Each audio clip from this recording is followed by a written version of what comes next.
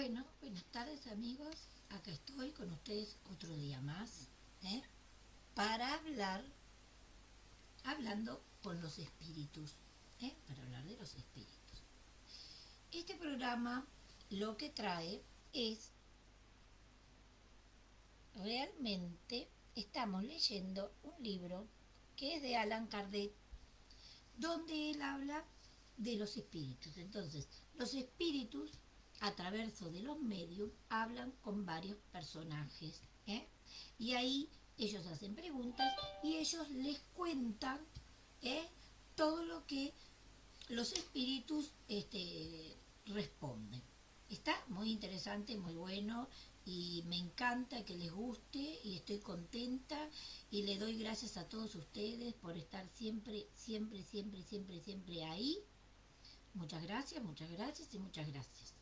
Acuérdense en que estoy en YouTube, María Montiglio o Luján Montiglio, mi canal de YouTube, y espero que entren y me pongan un me gusta y me sigan, ¿eh? Así de esa manera me hacen crecer un poquito, ¿eh? Eso espero. Bueno, seguiremos. Hoy he entrado un poquito más tarde, lo siento, amigas y amigos. Hoy se me fue el horario. Pero bueno, aquí estoy con ustedes como todos los días, ¿eh? Bueno, pero me gustaría saber si les gusta, si no les gusta, que alguien me dijera, está bueno,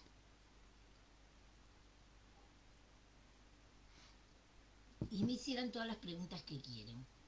Saben que pueden hacerme todas las preguntas que ustedes quieran. Y yo estoy aquí. Buenas tardes, Victoria. Un beso muy grande, que tú estás siempre ahí escuchándome. Muchísimas gracias, tesoro, por seguirme siempre. Y recuerden que me pueden hacer una pregunta, ¿eh? Y yo les contestaré. ¿Mm?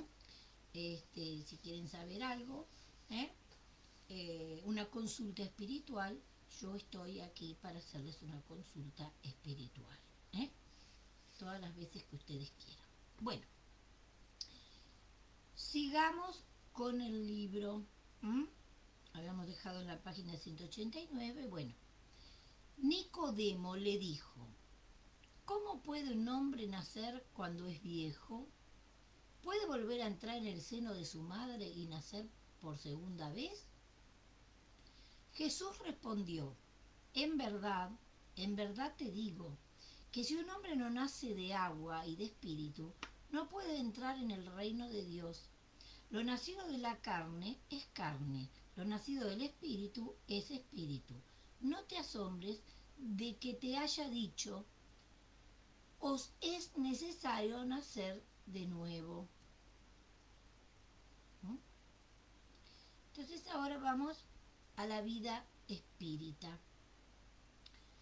Espíritus errantes. Entonces pregunta, ¿el alma reencarna inmediatamente después de su separación del cuerpo? Respuesta, a veces reencarna inmediatamente, pero la mayoría de las veces lo hace después de intervalos más o menos prolongados. En los mundos superiores la reencarnación es casi siempre inmediata, puesto que en esos mundos la materia corporal es menos densa. El espíritu encarnado goza en ella de casi todas las facultades que le son propias. Su estado normal es el de vuestros sonámbulos lúcidos. ¿En qué se convierte el alma en el intervalo de las encarnaciones? Respuesta, es un espíritu errante que aspira a su nuevo destino, que espera. ¿Cuándo pueden durar esos intervalos? Desde algunas horas hasta algunos millares de siglos. Por lo demás, para hablar con propiedad, no hay un límite extremo asignado al estado errante. Puede prolongarse muchísimo tiempo, pero nunca es perpetuo. Tarde o temprano, el espíritu siempre encuentra la oportunidad de recomenzar una existencia que sirva para purificar sus existencias anteriores.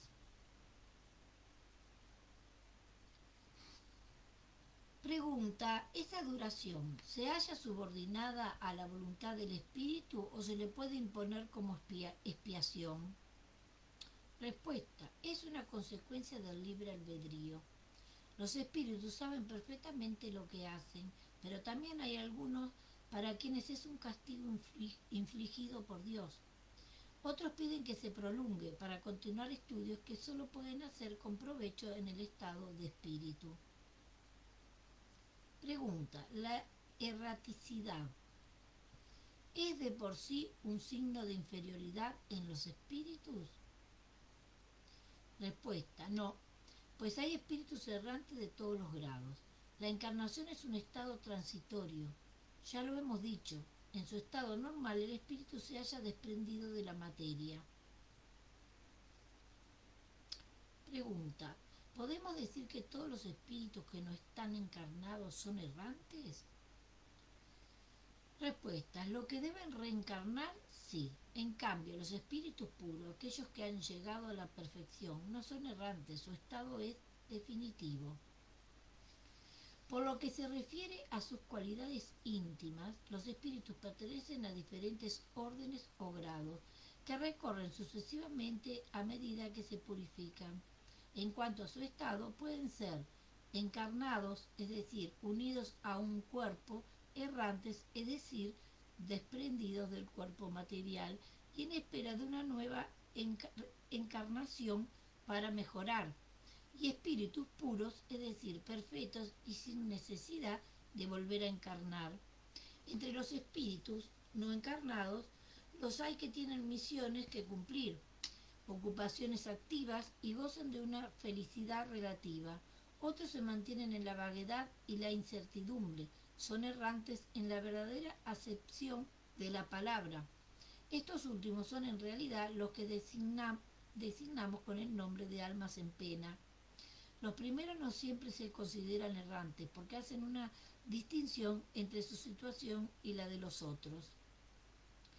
Pregunta, ¿de qué modo se instruyen los espíritus errantes? Sin duda no lo hacen del mismo modo que nosotros. Respuesta, estudian su pasado y buscan los medios de elevarse. Ven, observan lo que sucede en los lugares que recorren. Escuchan los discursos de los hombres instruidos y los consejos de los espíritus más elevados que ellos, lo cual les brinda ideas que no tenían. Pregunta, ¿conservan los espíritus alguna de las pasiones humanas? Respuesta, los espíritus elevados, al perder su envoltura, dejan las pasiones malas y solo se quedan con la del bien. En cambio, los espíritus inferiores las conservan, de lo contrario pertenecerían al primer orden. Pregunta, ¿por qué los espíritus al abandonar la tierra no dejan en ella sus pasiones malas puesto que ven sus inconvenientes? Respuesta, en ese mundo hay personas que son excesivamente envidiosas. ¿Acaso crees que tan pronto como lo abandonan pierden ese defecto? Les queda, después de partir de la tierra, sobre todo a las que tuvieron pasiones muy intensas, una especie de atmósfera que las envuelve y les hace conservar todas esas cosas malas, porque el espíritu no está desprendido por completo, solo por momentos entrevé la verdad como para señalarle el camino del bien. Pregunta, ¿progresa el espíritu en estado errante? Respuesta, puede mejorar mucho, siempre según su voluntad y su deseo. No obstante, en la existencia corporal es donde pone en práctica las nuevas ideas que ha adquirido. Pregunta, ¿los espíritus errantes son felices o desdichados? Más o menos, según sus méritos, sufren las pasiones cuya esencia han conservado, o bien son felices según se encuentren más o menos desmaterializados. En el estado errante, el espíritu entrevé lo que le falta para ser más feliz, y entonces busca los medios de alcanzarlo. Sin embargo, no siempre se le permite reencarnar a voluntad, lo cual constituye un castigo. Pregunta, ¿en el estado errante pueden los espíritus ir a todos los mundos? Respuesta, según, cuando el espíritu ha dejado el cuerpo, no por eso se encuentra completamente desprendido de la materia, aún pertenece al mundo en el que ha vivido o a otro del mismo grado, a menos que durante la vida se haya elevado. En eso reside el objetivo al que debe tender, pues de lo contrario nunca se perfeccionaría. No obstante, puede ir a algunos mundos superiores, aunque en ese caso se encontrará en ellos como un extranjero.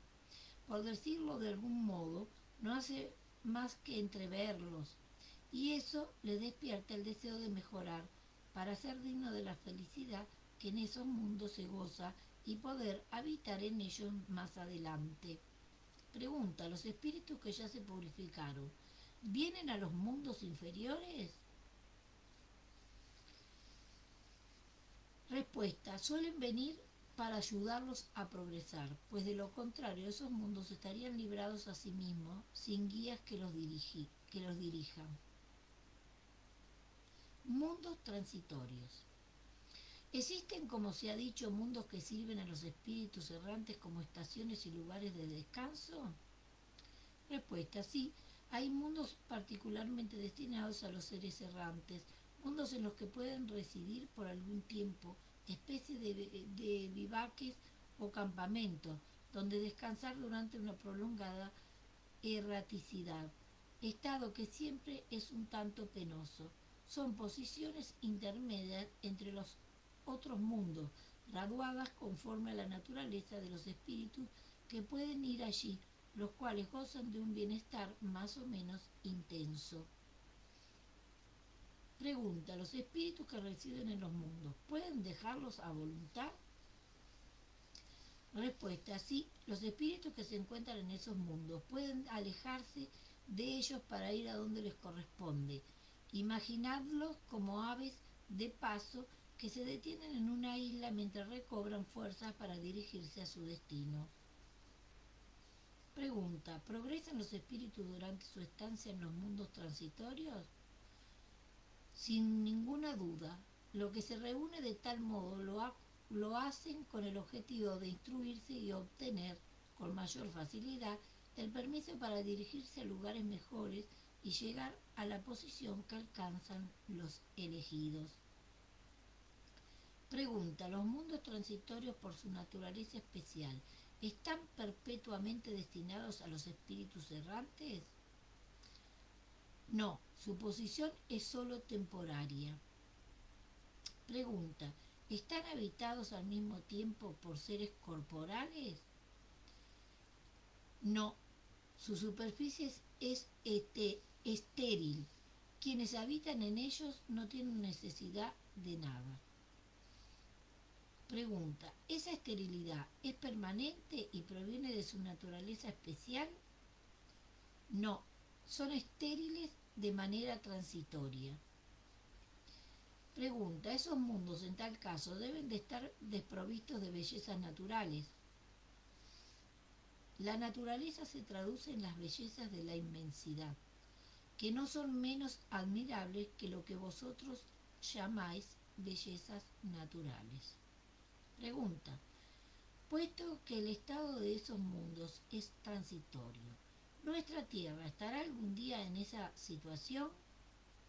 Respuesta, ya lo estuvo. ¿En qué época? Durante su formación.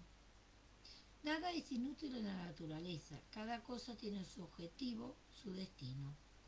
Nada está vacío, todo se encuentra habitado y hay vida por doquier. Así, durante la larga serie de siglos que transcurrieron antes de que el hombre apareciera en la Tierra, durante esos lentos periodos de transición que las capas geológicas han puesto en evidencia, incluso antes de la formación de los primeros seres orgánicos en esa masa uniforme, en ese árido caos donde los elementos estaban confundidos, la vida no estaba ausente. Seres que no tenían nuestras necesidades ni nuestras sensaciones físicas encontraban aquí un refugio. Dios quiso que aún en ese estado imperfecto la tierra sirviese para algo. ¿Quién osaría decir, pues, que entre esos miles de millones de mundos que circulan en la inmensidad, uno solamente, uno de los más pequeños, perdido en esa multitud, tiene el privilegio exclusivo de estar poblado? En ese caso, ¿cuál sería la utilidad de los demás? Dios solo los habría hecho con miras a recrear nuestra vista, perdón. Suposición absurda, incompatible con la sabiduría que resplandece en todas sus obras, e inadmisible si pensamos en todos esos mundos que no podemos percibir. Nadie podrá negar que en esa idea de los mundos inadecuados aún para la vida material, aunque poblados por seres animados apropiados para ese medio, existe algo grandioso y sublime, donde tal vez se encuentra la solución de más de un problema. Perdón, es que ahí está, me molesta mucho en la vista. Bueno, percepciones, sensaciones y padecimientos de los espíritus. El alma, una vez en el mundo de los espíritus, ¿conserva las percepciones que tenía cuando estaba encarnada? Sí, y otras que no poseía, porque su cuerpo era como un velo que las oscurecía. La inteligencia es un atributo del espíritu, pero se manifiesta más libremente cuando éste no tiene trabas.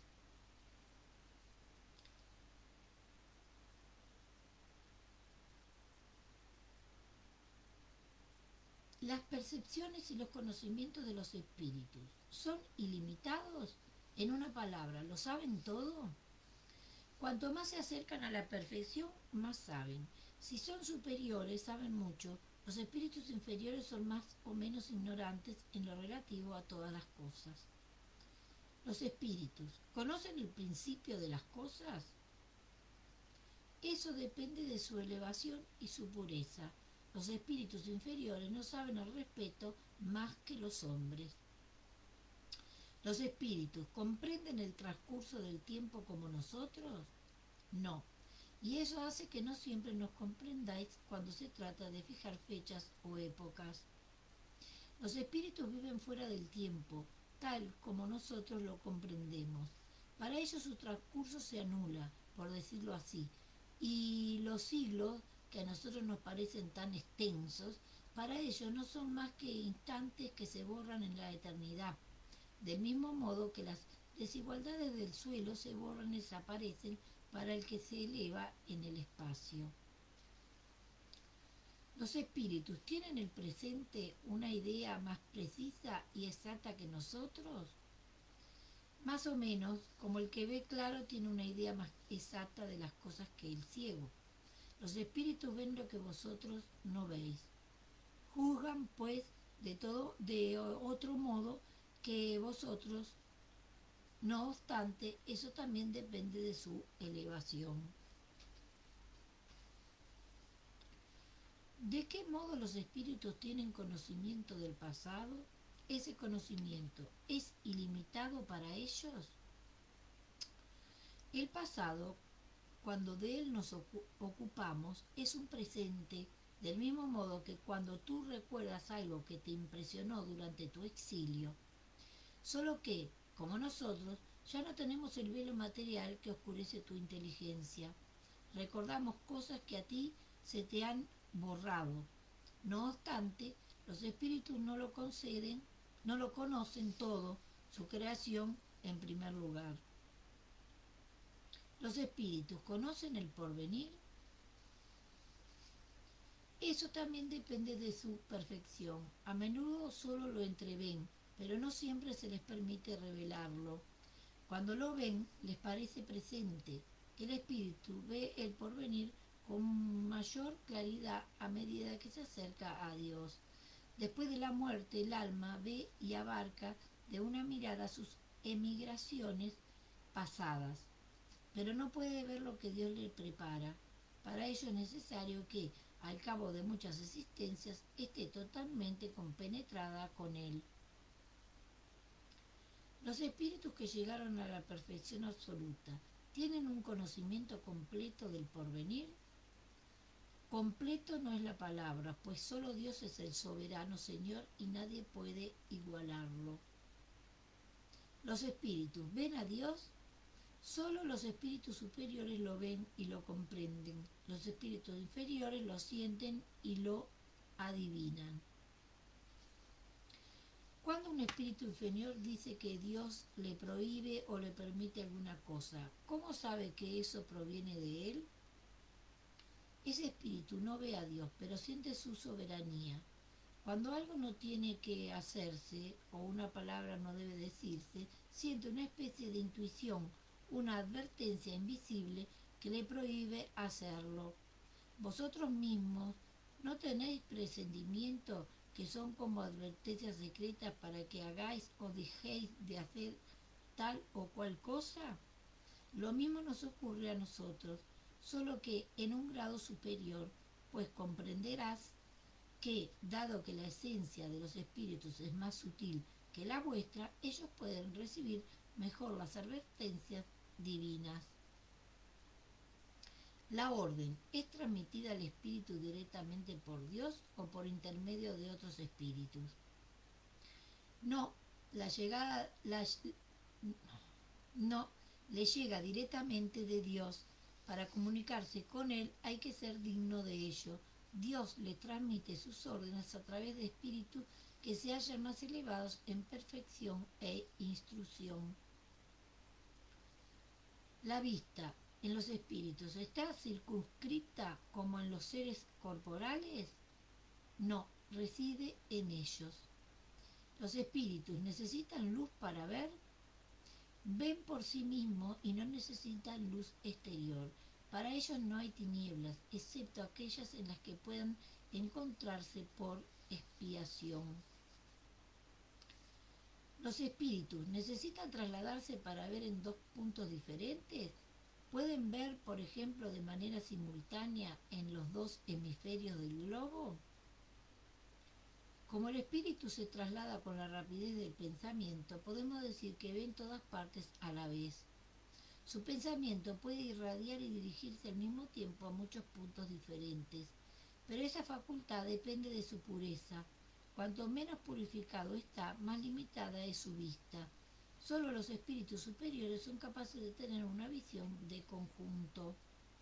La facultad de ver en los espíritus es una propiedad inherente a su naturaleza y reside en todo su ser, así como la luz reside en todas las partes de un cuerpo luminoso.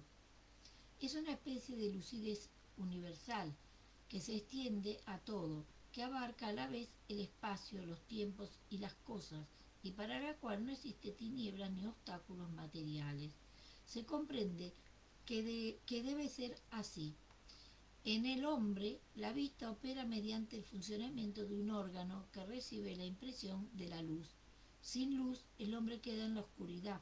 En el espíritu, puesto que la facultad de ver es un atributo de sí mismo, que prescinde de todo agente exterior, su vista es independiente de la luz. El espíritu ve las cosas tan claras como nosotros, más claras, pues su vista penetra lo que vosotros no podéis penetrar. Nada la oscurece. ¿El espíritu percibe los sonidos? Sí, y también percibe otros que vuestros sentidos obtusos no pueden percibir. La facultad de oír se encuentra en todo su ser, como la facultad de ver. Todas las percepciones son atributos del espíritu y forman parte de su ser. Cuando se encuentra revestido de un cuerpo material, dichas percepciones solo le llegan por conducto de los órganos, pero en el estado de libertad dejan de estar localizadas. Dado que las percepciones son atributos del propio espíritu, ¿puede sustraerse a ellas? El espíritu solo ve y oye lo que quiere. Decimos esto en general y sobre todo en lo que atañe a los espíritus elevados, pues los imperfectos a menudo oyen y ven a pesar suyo, lo que puede ser útil para su perfeccionamiento. ¿Los espíritus son sensibles a la música? ¿Te refieres a vuestra música? ¿Qué es ella comparada con la música celestial con esa armonía de la cual nada en la tierra puede daros una idea? Aquella es aquella es a esta lo que el canto del salvaje es a la suave melodía. No obstante, los espíritus vulgares pueden experimentar cierto placer en escuchar vuestra música, porque todavía no les, no les es dado comprender otra más sublime. La música tiene infinitos encantos para los espíritus, debido a que sus cualidades sensitivas se hallan muy desarrolladas. Me refiero a la música celestial, que es lo más bello y delicado que la imaginación espiritual puede concebir. ¿Los espíritus son sensibles a las bellezas de la naturaleza? Las bellezas de la naturaleza de los mundos son tan distintas que estamos lejos de conocerlas. Sí, los espíritus son sensibles a ellas, conforme a su aptitud para apreciarlas y comprenderlas. Para los espíritus elevados hay bellezas de conjunto ante las cuales se borran, por decirlo así, las de los detalles. Los espíritus experimentan nuestras necesidades y padecimientos físicos. Los conocen porque los han sufrido, pero no los experimentan como vosotros, materialmente, pues son espíritus. ¿Los espíritus sienten cansancio y necesidad de reposo? No pueden sentir cansancio del modo en que vosotros lo entendéis, y en consecuencia no tienen necesidad de vuestro descanso corporal, pues no poseen órganos cuyas energías tengan que ser respuesta. No obstante, el espíritu reposa en el sentido de que no se halla en una actividad constante, no actúa de manera material. Su acción se complementa su acción, perdón, su acción es completamente intelectual y su reposo completamente moral, es decir, que hay momentos en que su pensamiento deja de estar tan activo y no se dirige hacia un objeto determinado. Se trata de un auténtico descanso, pero no es comparable con el del cuerpo. La especie de cansancio que los espíritus pueden experimentar se debe a su inferioridad, pues cuanto más elevados son, menos reposo necesitan. Me paro un segundito.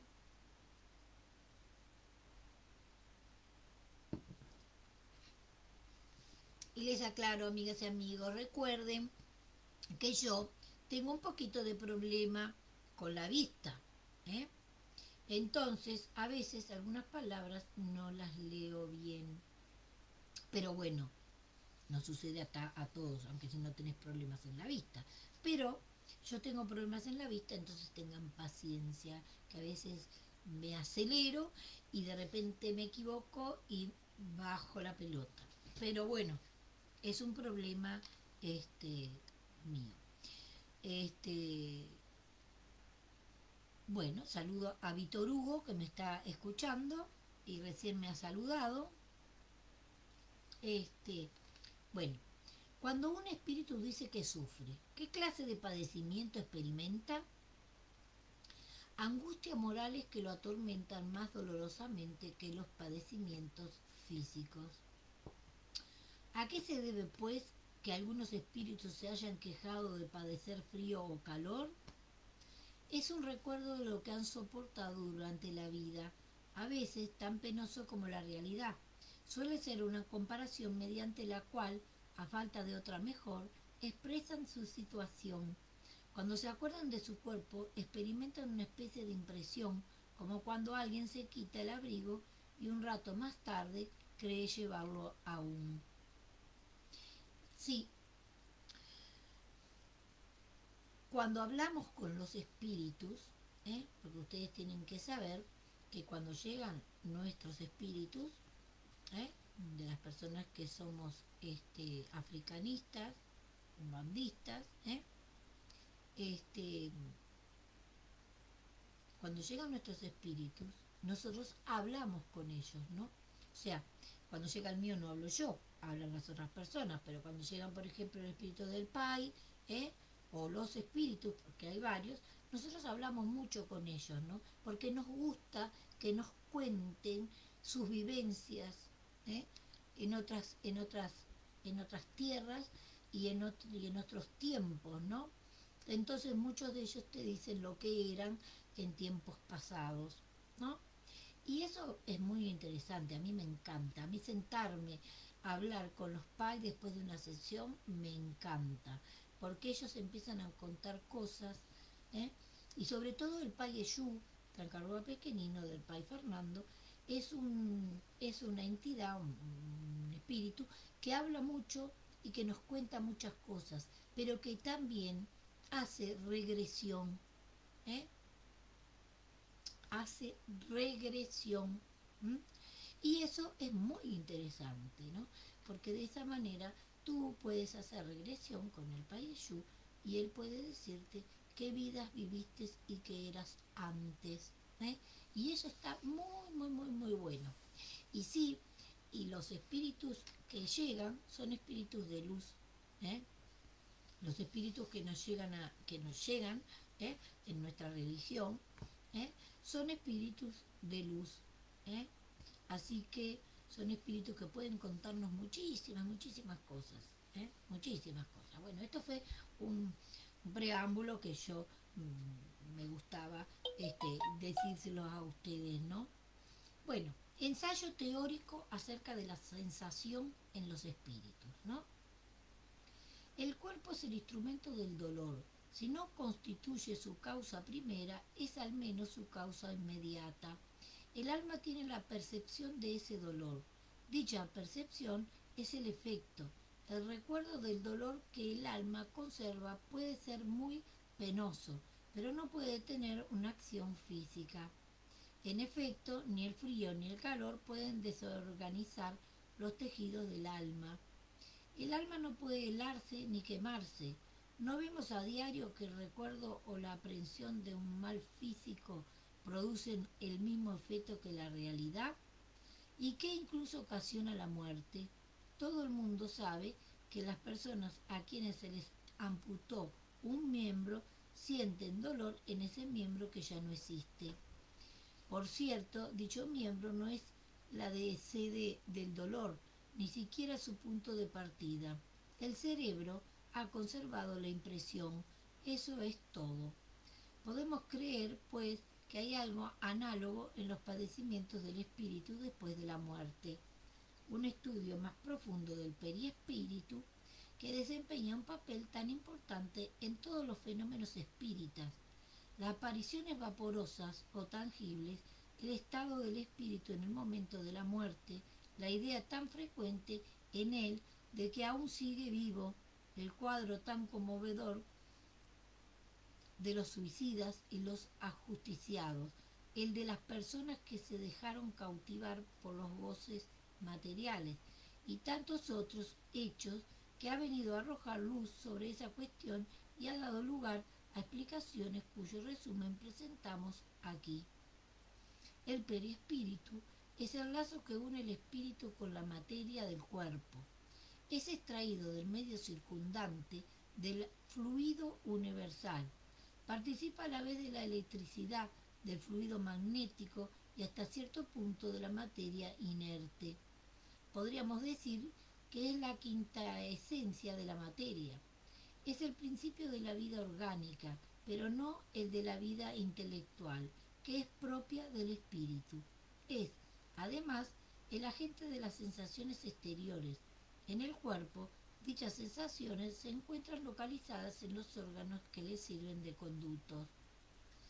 Una vez destruido el cuerpo, las sensaciones son generales. Por esa razón el espíritu no dice que le duele la cabeza más que los pies. Por otra parte, es preciso no confundir las sensaciones del periespíritu, que ha recobrado su independencia, con las del cuerpo. Solo podemos tomar estas últimas como un término de comparación y no como analogía. Desprendido del cuerpo, el espíritu puede sufrir, pero ese sufrimiento no es el del cuerpo, aunque tampoco se trata de un sufrimiento exclusivamente moral, como el remordimiento. puesto que se queja del frío y del calor. Tampoco sufre más en invierno que en verano. Hemos visto espíritus que pasaban a través de las llamas sin experimentar nada penoso. La temperatura, pues, no les causa la menor impresión. Por consiguiente, el dolor que siente no es un dolor físico propiamente dicho, sino un vago sentimiento íntimo del que el espíritu mismo no siempre se da perfecta cuenta, precisamente porque el dolor no está localizado ni es producido por agentes exteriores. Es más bien un recuerdo que una realidad, pero un recuerdo tan penoso como aquella. Sin embargo, como veremos, a veces hay algo más que un recuerdo. La experiencia nos enseña que en el momento de la muerte el perispíritu se desprende del cuerpo con mayor o menor lentitud.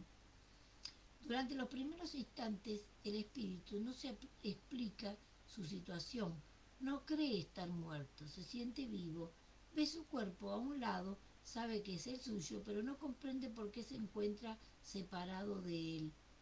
Ese estado continúa mientras existe un lazo entre el cuerpo y el perispíritu.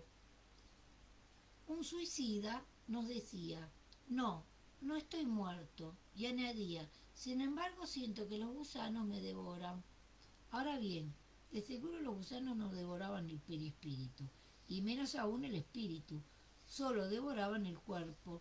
Pero como la separación del cuerpo y el perispíritu no era completa, de ahí resultaba una especie de repercusión moral que les transmitía la sensación de lo que sucedía en el cuerpo. Tal vez repercusión no sea la palabra adecuada, pues podría dar lugar a creer en un efecto demasiado material. Era más bien la vista de lo que sucedía en su cuerpo, al cual lo ligaba su perispíritu, lo que producía en él una ilusión que tomaba por realidad. Así pues, no se trataba de un recuerdo, puesto que en vida nunca había sido devorado por gusanos. Era un sentimiento actual. Vemos de este modo las deducciones que pueden extraerse de los hechos cuando se los observa con atención. Durante la vida, el cuerpo recibe las impresiones exteriores y las transmite al espíritu por intermedio del perispíritu, que constituye probablemente lo que se denomina fluido nervioso. Bueno, me corro la luz.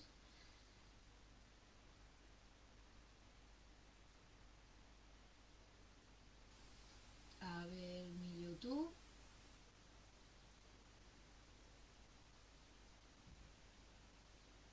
Bueno, mi YouTube, no sé qué pasó, pero recién ahora empiezo a estar en directo.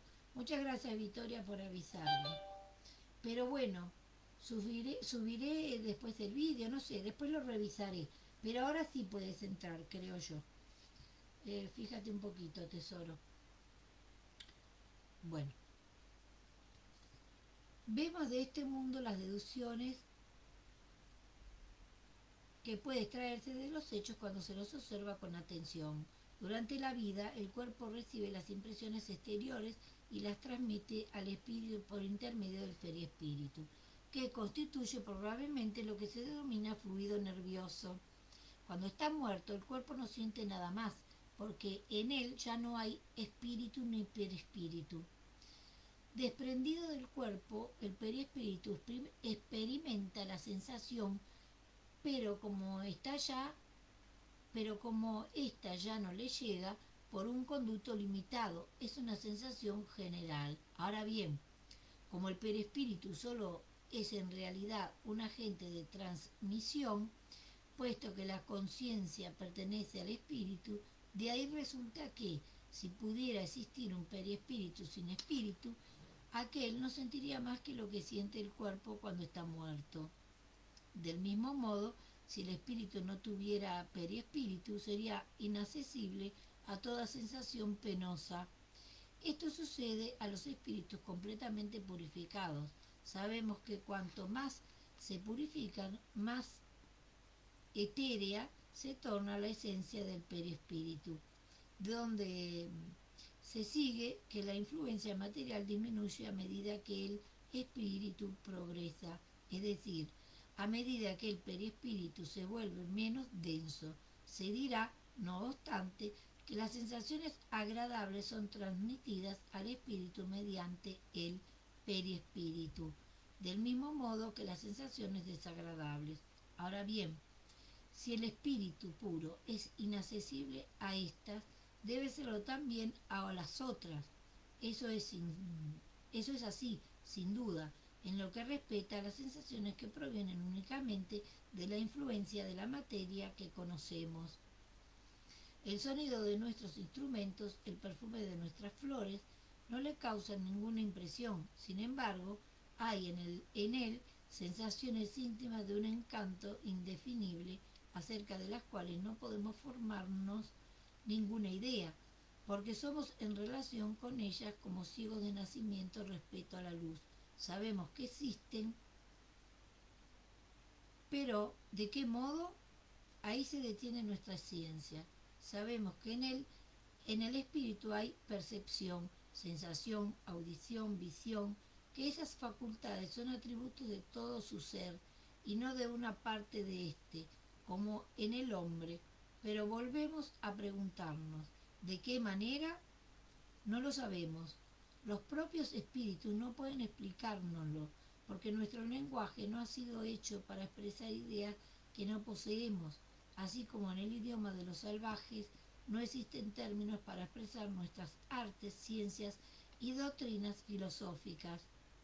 Al decir que los espíritus son inaccesibles a las impresiones de nuestra materia, nos referimos a los espíritus muy elevados, cuya envoltura etérea no tiene analogía en la Tierra. No sucede lo mismo con aquellos cuyo perispíritu es más denso.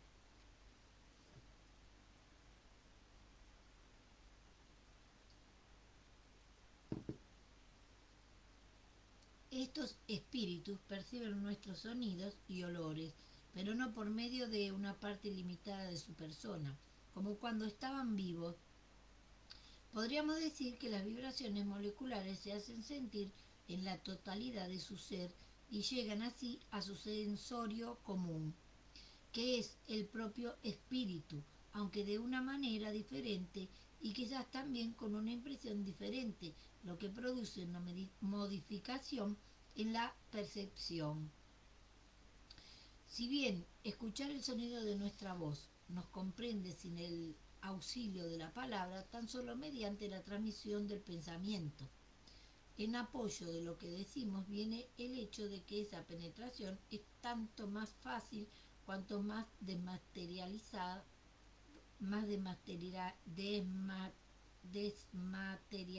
está el espíritu.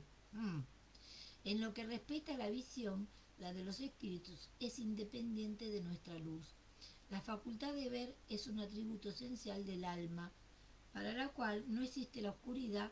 No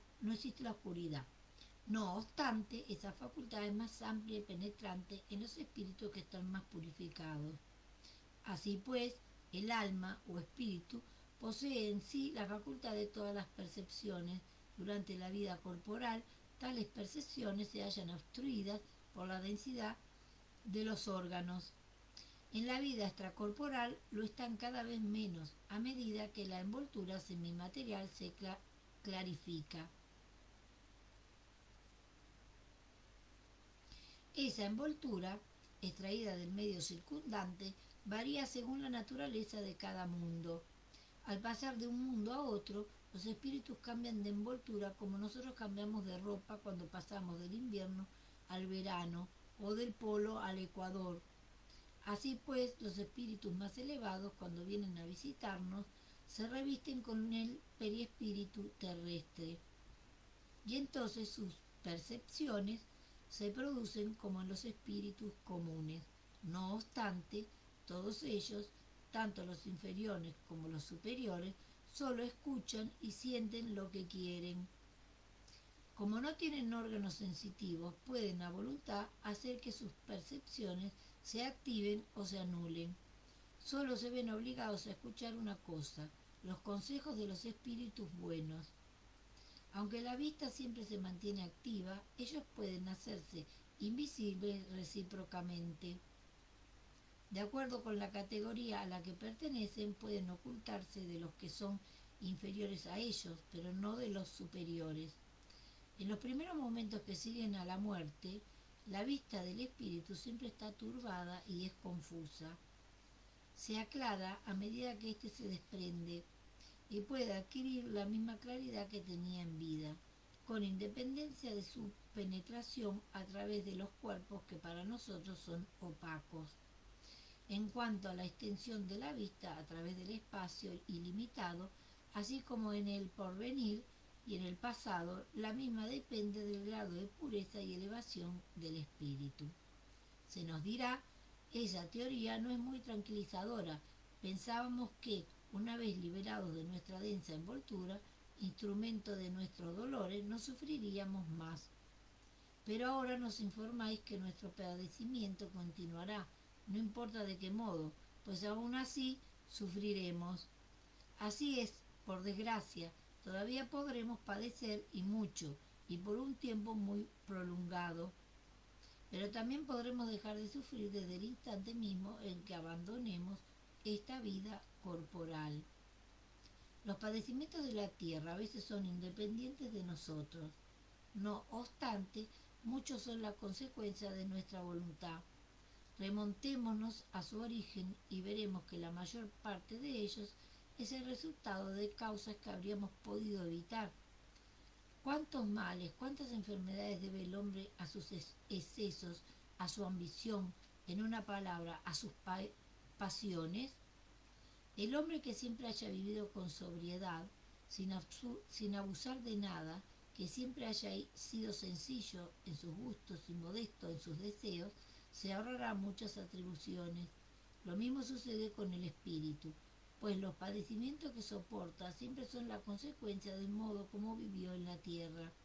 Sin duda, ya no tendrá gota ni reumatismo, pero sí otros pesares que no son menores. Hemos visto que sus padecimientos son el resultado de los lazos que existen todavía entre él y la materia.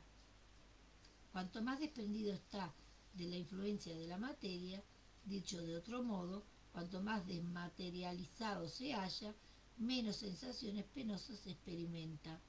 Ahora bien, de él depende liberarse de dicha influencia desde esta vida.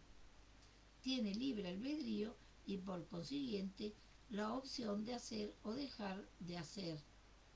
Domeñe sus pasiones animales, no tenga odio ni envidias, celos ni orgullo, no se deje dominar por el egoísmo, purifique su alma mediante los buenos sentimientos, practique el bien, no atribuya a las cosas de este mundo más importancia de la que merecen.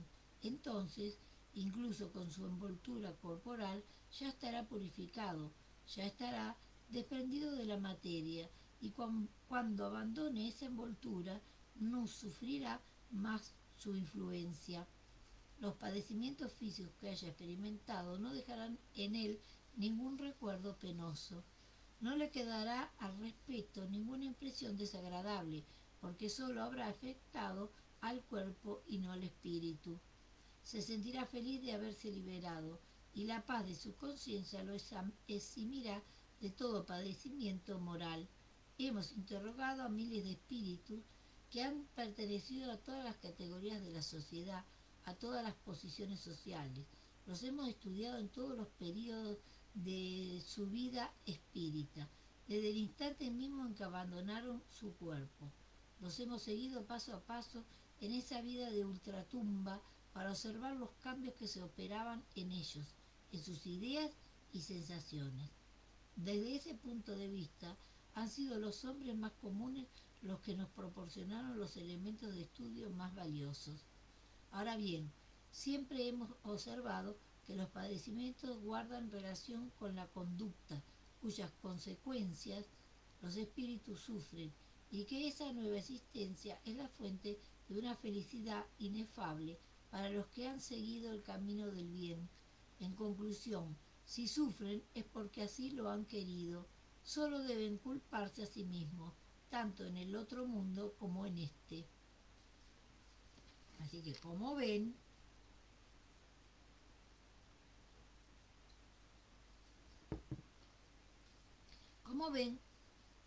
los espíritus, ¿eh? Cómo llegan, ¿eh? Y para mañana dejamos la elección de las pruebas. ¿M? Espero que les haya gustado, ¿eh? Sepan que hago consultas espirituales para todas las personas que quieran hacer una consulta espiritual. Yo se las hago, aquí estoy. Mi teléfono es 655-14-2103. El prefijo de España, perdón, 0034 655 14 2103 o 685 06 15 17. Les doy mi teléfono para que lo pongan en WhatsApp a todas esas personas que quieran hacerme preguntas. Y si no, por aquí, por Luján de Oyún, también me pueden preguntar. Y como les dije antes, recuerden que el país africano hace regresiones, así que si alguien quiere una regresión, basta que contacte con nosotros. ¿Mm? Bueno, amigas y amigos, nos vemos mañana ¿eh? a las 8, a las 20 horas españolas, para seguir hablando con los espíritus. ¿eh? Y espero que les guste, que esté muy interesante para todos ustedes. Y ahora iré a ver qué pasó con